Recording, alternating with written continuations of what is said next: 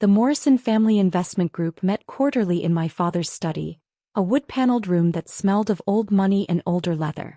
23 family members gathered around the mahogany conference table, representing 4 generations of Morrisons, all eager to hear about the performance of our collective $200 million portfolio. I sat in my usual spot near the door, close enough to observe but far enough away to be easily forgotten. Excellent returns this quarter, my brother Marcus announced from the head of the table, standing beside Dad like a prince next to his king. Marcus had appointed himself as the family's unofficial investment spokesperson 3 years ago, right after he'd completed his MBA at Wharton. The portfolio is up 17% year-over-year. Our tech sector allocations are performing particularly well, and our real estate holdings in Austin and Miami have appreciated beyond projections. Applause rippled around the table.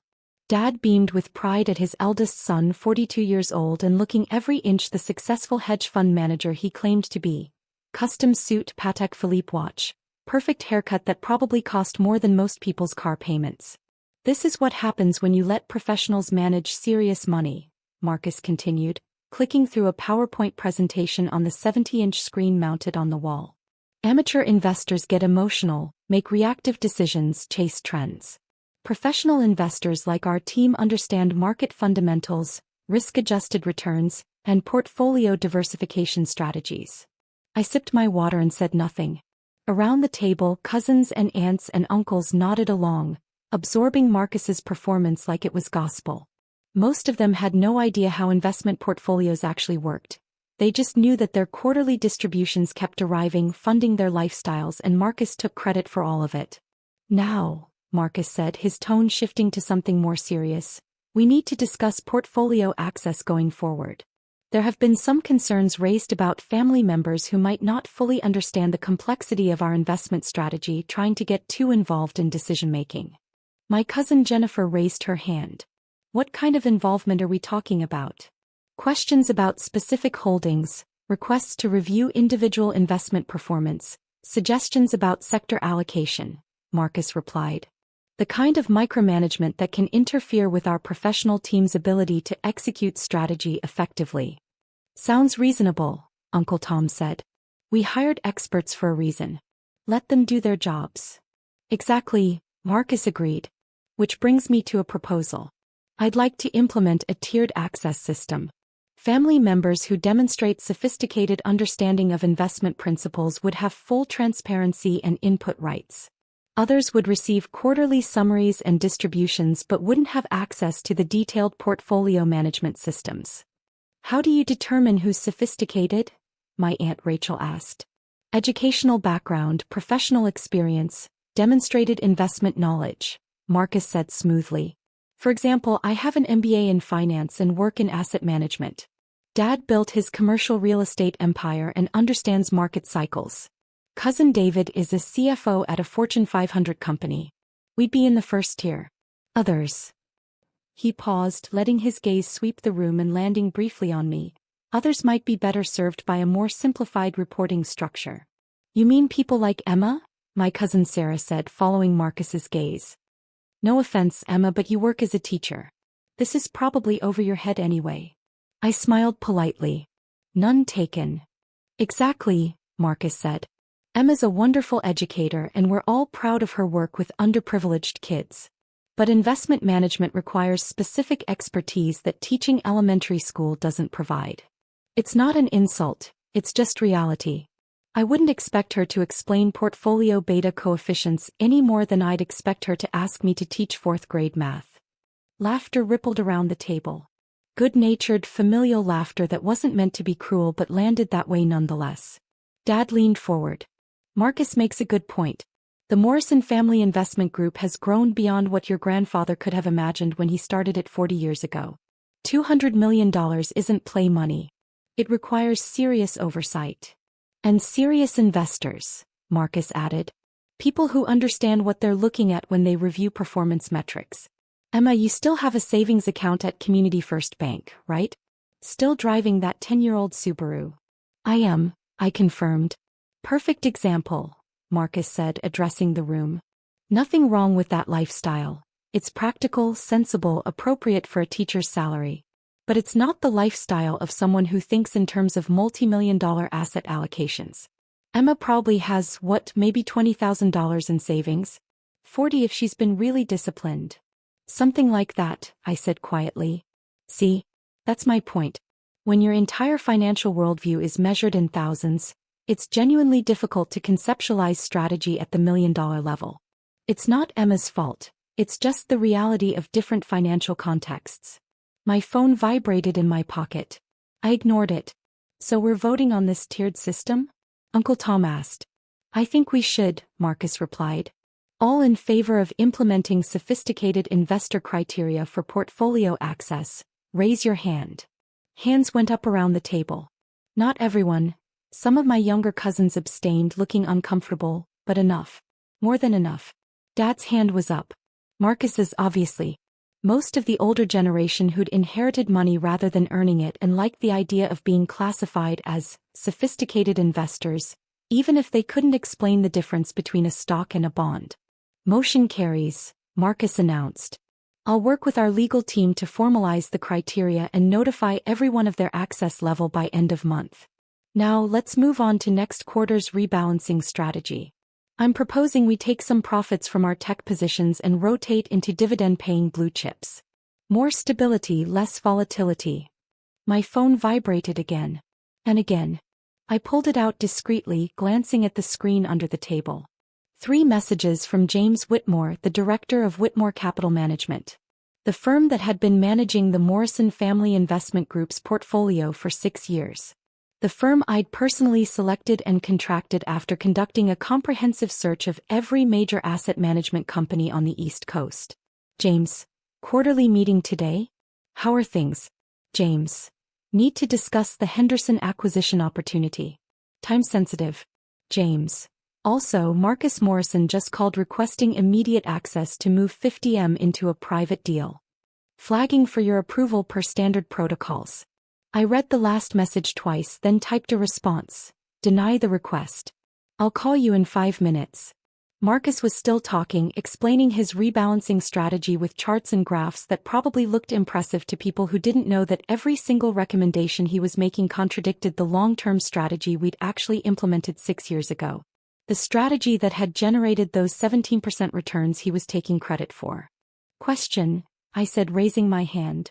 The room went quiet. Marcus looked surprised. I rarely spoke at these meetings. Yes, Emma? He said with exaggerated patience. This rebalancing strategy you're proposing. Moving from tech to dividend stocks. What's the projected impact on our 5-year compound annual growth rate? Marcus blinked. Well, it's difficult to project with certainty. Approximately, I pressed. If we rotate $50 million from high-growth tech positions into dividend stocks yielding, say, 3 to 4% annually, what does that do to our overall portfolio performance trajectory? It provides stability, Marcus said, recovering his composure. More predictable income streams. At the cost of growth, I pointed out. Our current tech allocation is averaging 28% annual returns. Dividend stocks might give us 4% plus some price appreciation. Maybe 8% total if we're lucky. So we're trading 28% returns for 8% returns. That's a significant haircut. It's about risk management, Marcus countered. Tech stocks are volatile. They can drop just as fast as they rise. They can, I agreed.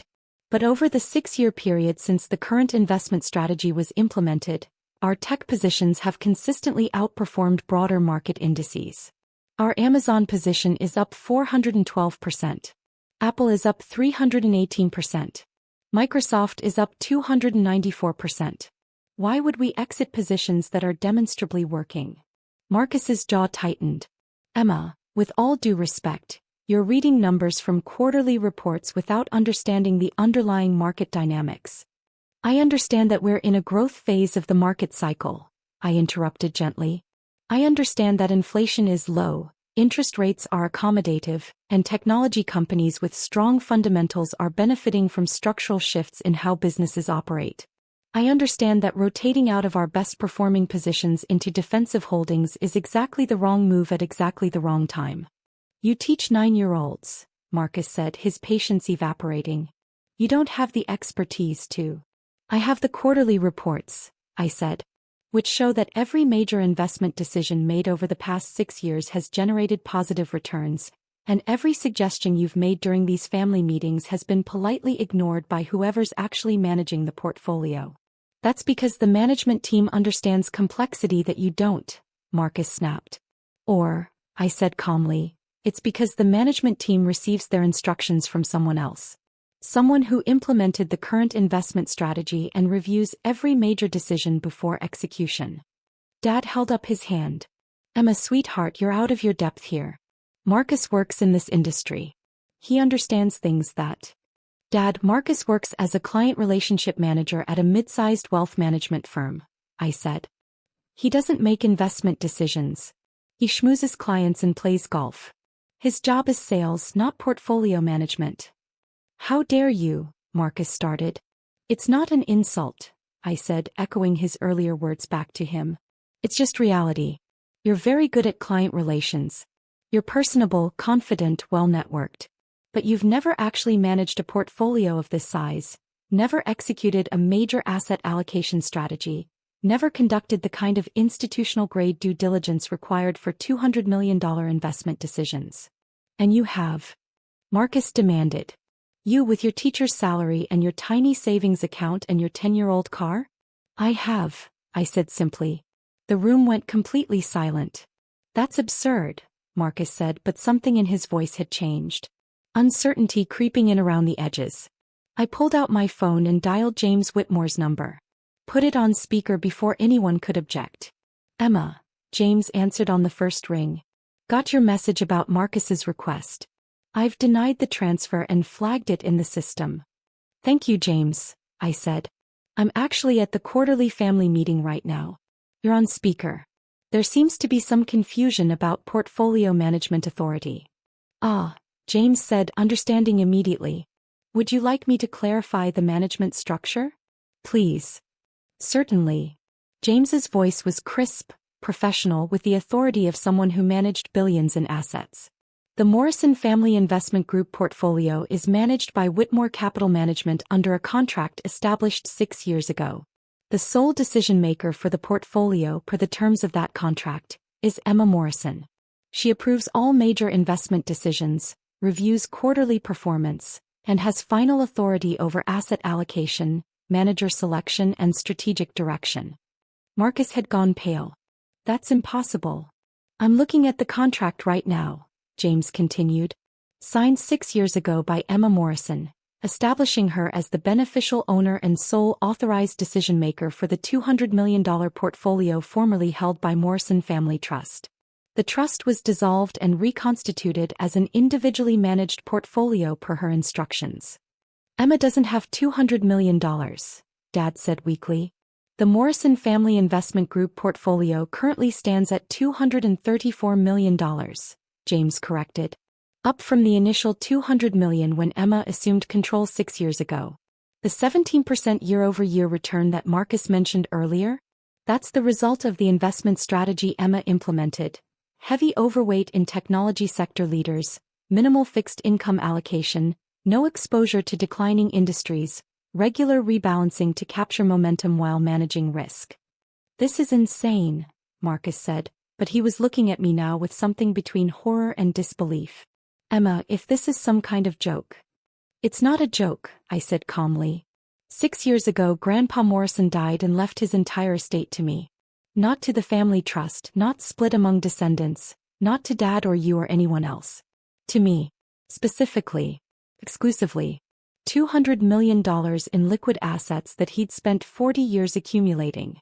That's not possible, Dad said. The will said. The will said exactly what Grandpa wanted it to say, I interrupted.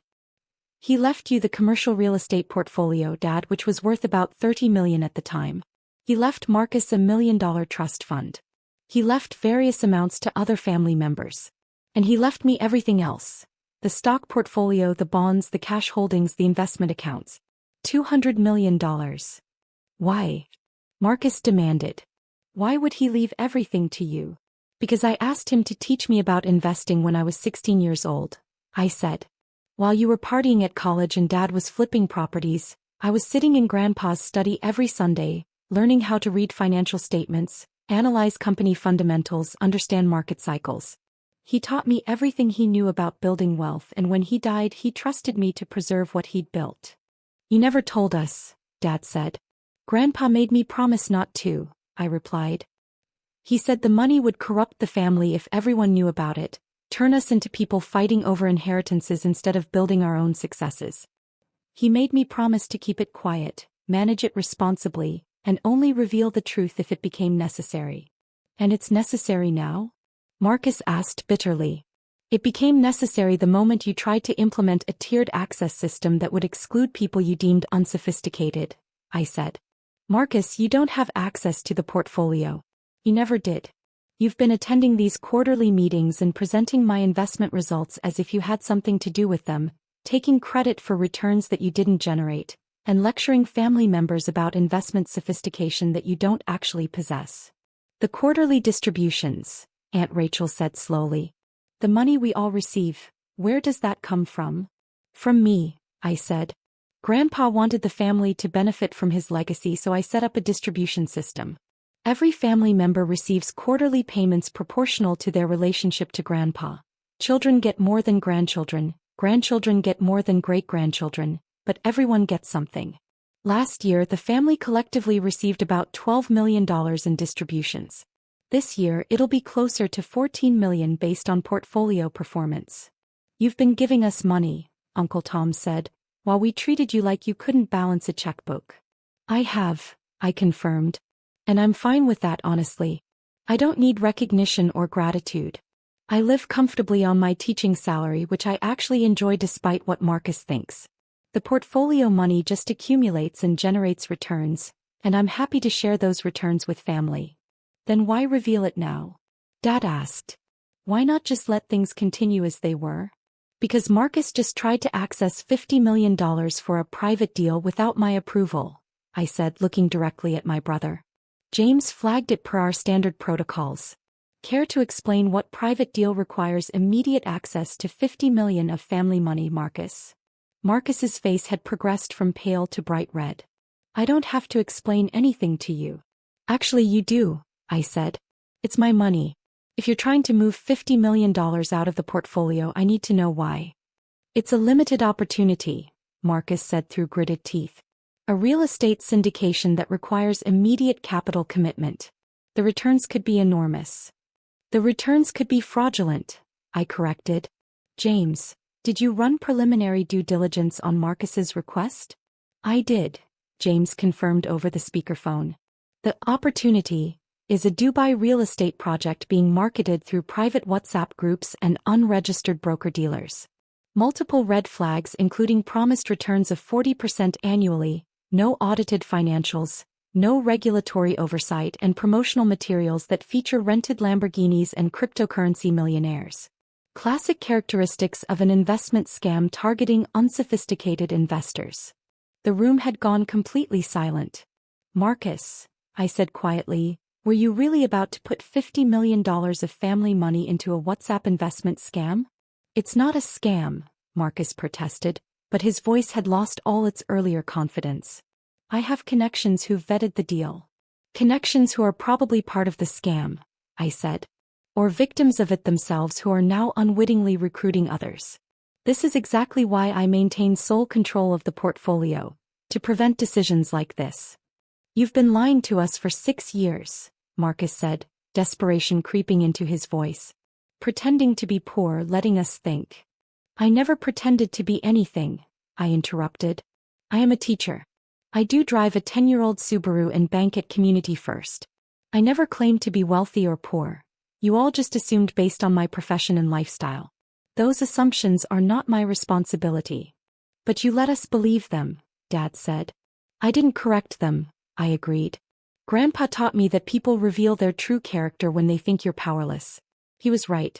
Over the past 6 years, I've watched this family operate, seen who treats people with respect regardless of their apparent status and who doesn't. It's been educational. My cousin Jennifer, who'd been silent throughout the meeting, finally spoke. The quarterly distributions we receive. Can you stop them? I can, I confirmed. The family distribution system is entirely discretionary. I could freeze all payments tomorrow if I wanted to. But you won't, Jennifer said. It wasn't a question. I won't, I agreed. Unless someone gives me a reason to. The distributions continue as long as family members aren't actively trying to sabotage the portfolio or commit fraud with family assets. I wasn't committing fraud, Marcus said weakly. No, you were just being reckless with other people's money while taking credit for returns you didn't generate, I said. Which brings me to my next point. Marcus, you're removed from any advisory role related to the Morrison Family Investment Group, effective immediately. No more quarterly presentations, no more investment suggestions, no more pretending you have anything to do with portfolio management. You can't do that, Marcus protested. I just did, I said. James, please note in the account files that Marcus Morrison is not authorized to request information, suggest changes, or access any aspect of the portfolio going forward. Noted, James confirmed. Emma, while I have you on the line, should we proceed with the Henderson acquisition opportunity? We need to move quickly if we want to participate in the Series D round. What's the allocation? I asked. $15 million for a 3% stake. Company is projecting IPO within 18 months at a valuation that would give us 8-to-1 return on investment. Run the full diligence package, I said. If everything checks out, approve the investment. Use funds from the healthcare sector allocation. We're overweight there anyway. Will do. Anything else you need? That's all for now, James. Thank you. Always a pleasure, Emma. He hung up. I looked around the table at 23 family members who were seeing me clearly for the first time in 6 years. Or possibly for the first time ever. I want to be clear about something, I said. The money that Grandpa left me isn't family money in the legal sense. It's my money.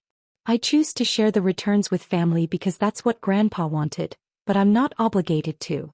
The quarterly distributions could stop tomorrow. The entire portfolio could be redirected to charitable foundations or invested in ways that benefit only me. I don't do those things because I actually care about this family, despite how some of you treat me. Emma, Dad started. I'm not finished, I said gently. Dad, you've spent 6 years implying that my career choice makes me financially illiterate. Marcus, you've spent 6 years lecturing me about investment principles while I've been implementing the strategy that funds your lifestyle. Multiple family members have treated my questions and observations as cute attempts at participation rather than legitimate input from someone who actually knows what they're talking about. We didn't know, Aunt Rachel said. You didn't ask, I replied. Not once did anyone wonder how I could afford to live comfortably on a teacher's salary with no apparent financial stress. Not once did anyone question where the quarterly distributions were actually coming from or who was making the investment decisions that generated them. You all just assumed Marcus was responsible because he looks and acts like what you think a successful investor should look like. What do you want from us? Dad asked quietly. Honestly, nothing, I said. I don't need apologies or recognition or changed behavior. I've been managing just fine without any of that for 6 years. But Marcus's attempted $50 million withdrawal forced me to reveal everything, and now that it's out in the open we need new rules. What kind of rules? Uncle Tom asked. First, no more investment suggestions from family members unless they're coming through proper channels with actual analysis backing them up, I said. Second, quarterly meetings continue, but they're informational only. I'll present the results, answer questions, explain strategy, but decisions remain mine alone. Third, the tiered access system Marcus proposed is dead. Everyone gets the same level of transparency. Quarterly reports, annual summaries, and access to me if they have legitimate questions. That seems fair, Jennifer said. Fourth, I continued, and this is non-negotiable. Anyone who tries to access portfolio funds for personal investments, loans, or opportunities, without my explicit approval will have their quarterly distributions suspended permanently. This is a family investment portfolio, not a personal ATM. Marcus looked down at the table. Are we clear? I asked. Nods around the table. Some reluctant, some relieved, all of them understanding that the family dynamic had just shifted in a fundamental way. Good, I said. Now, unless there are questions about the actual portfolio performance, I think we're done here. I have a question, Cousin David said. He was the CFO Marcus had mentioned earlier, one of the few family members with actual financial expertise. The Henderson acquisition James mentioned. That's Henderson Medical Technologies. It is, I confirmed. They're revolutionizing diagnostic equipment, David said. If their IPO hits projected valuations, that $15 million investment could be worth over $100 million in 2 years. That's the analysis, I agreed. How did you get access to their Series D? Those rounds are usually reserved for institutional investors with established relationships. I've been investing in medical technology companies for 4 years, I said. Built relationships with founders, participated in earlier rounds for other companies, established a track record. Henderson's founders approached me directly. You have a reputation in the medical tech investment community, David said slowly, realizing something. I have a reputation in several investment communities, I confirmed. Medical technology, artificial intelligence, renewable energy, cybersecurity. I've made 43 investments over the past 6 years across those sectors. 31 have generated positive returns. 8 are still in early stages. 4 failed completely. The portfolio you all benefit from is just one part of a larger investment strategy. How much? Dad asked. Total. How much are you managing? I hesitated, then decided there was no point in half-truths anymore. Across all portfolios including the Morrison family holdings, approximately $760 million. The silence that followed was absolute. $750 million, Marcus said faintly. You're managing $750 million while teaching 4th grade. 3rd grade this year, I corrected. And yes, turns out you can do both if you manage your time well and don't waste energy on things that don't matter. Like impressing your family, Aunt Rachel said softly. Like impressing anyone, I said.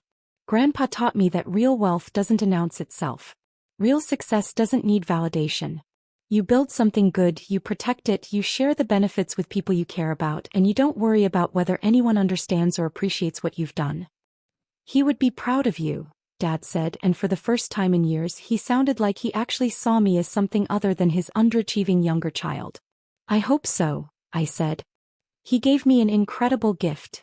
Not just the money but the knowledge and trust that came with it. I've tried to honor that gift by managing it responsibly and using it to benefit people beyond myself. The teaching, Jennifer said. You really do it because you want to, not because you need the income. I really do, I confirmed. I love teaching. I love working with kids, seeing them learn and grow, making a difference in their lives. The investment management is intellectual stimulation and financial security. The teaching is purpose. I need both. Marcus had been silent for several minutes, processing everything. Finally he looked up. I'm sorry, he said quietly. For the way I talked to you. For taking credit for your work. For trying to access money that wasn't mine to touch. I accept your apology, I said. But Marcus, you need to understand something. The Dubai real estate deal? That would have destroyed this family.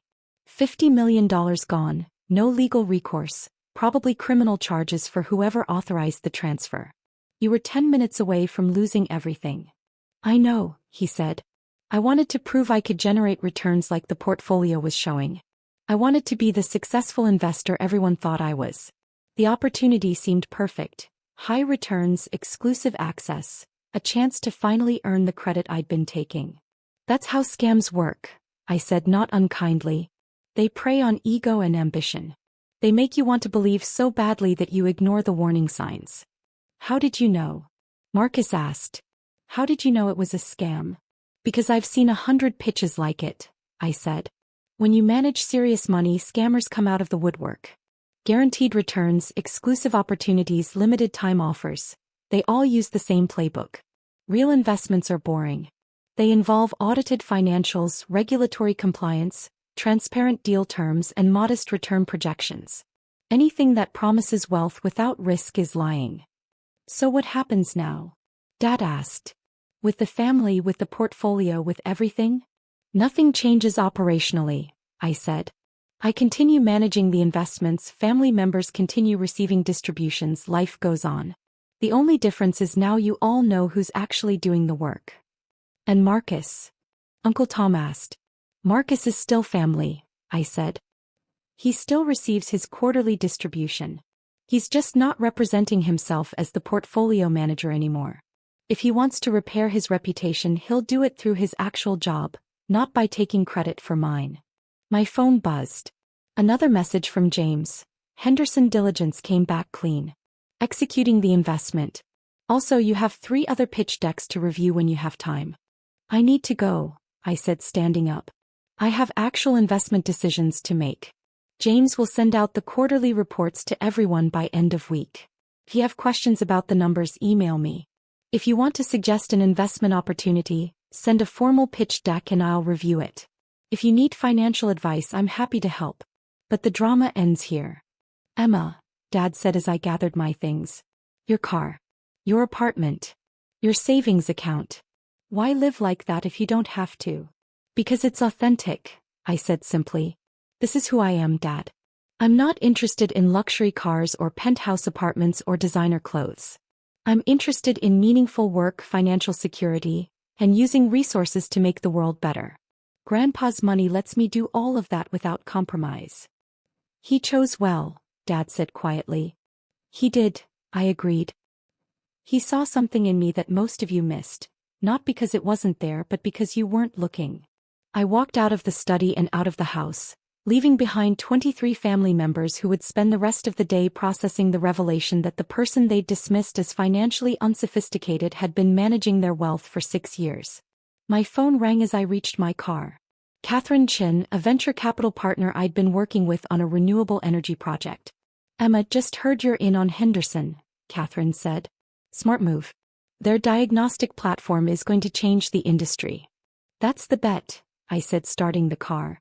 What can I do for you? I'm putting together a consortium for a wind farm project in Texas, she said. $20 million minimum commitment, projecting 15% annual returns with significant tax advantages.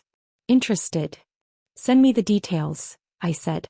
I'll review and get back to you by Friday. Perfect. Also, a few of us are getting together next month to discuss impact investing strategies. You should come. Your perspective on balancing returns with social benefit is always valuable. Text me the details, I said. I'll be there if I'm free. We hung up and I sat in my 10-year-old Subaru in front of my family's mansion, checking email on my phone. 3 new investment opportunities, 2 portfolio updates, and a message from one of my students' parents thanking me for the extra tutoring I'd provided. This was my life. Teacher, investor, quiet manager of generational wealth, and the person my family had finally learned not to underestimate. I drove home to my modest apartment, where I'd spend the evening grading papers and reviewing pitch decks, living exactly the life I wanted with exactly the resources I needed. Tomorrow the family group chat would probably explode with messages. People processing, questioning, maybe even apologizing. Or maybe not. It didn't really matter. Grandpa Morrison had taught me that power doesn't require recognition to be real. Success doesn't require validation to be legitimate. And wealth used wisely is always more valuable than wealth displayed ostentatiously. I'd learned those lessons well, applied them consistently, and built something that would benefit my family for generations, whether they appreciated it or not. The quarterly distributions would continue. The portfolio would keep growing. And I would keep teaching 3rd grade and managing $750 million, because both mattered and neither required anyone's permission to do. That evening I received one more text. From Marcus. I looked up that Dubai deal after everyone left. You were right, it's all over the fraud warning websites. I would have lost everything. Thank you for stopping me. I typed back, that's what family does. We protect each other even when we don't always understand each other. His response came quickly, I understand now. Finally. Good, I replied. Now focus on your actual job and stop trying to be something you're not. You're good at client relations, Marcus. Be great at that instead of pretending to be an investment manager. Understood. Emma? Grandpa was right to trust you. I smiled at my phone, poured a glass of wine, and opened my laptop to review the Henderson Medical Technologies investment documents. Outside my window, the city lights sparkled against the evening sky. Somewhere out there, opportunities were emerging, companies were building revolutionary technologies, and wealth was being created and destroyed and redistributed. And I was right in the middle of it all, managing hundreds of millions of dollars while living a life that looked ordinary from the outside but was anything but just the way I liked it.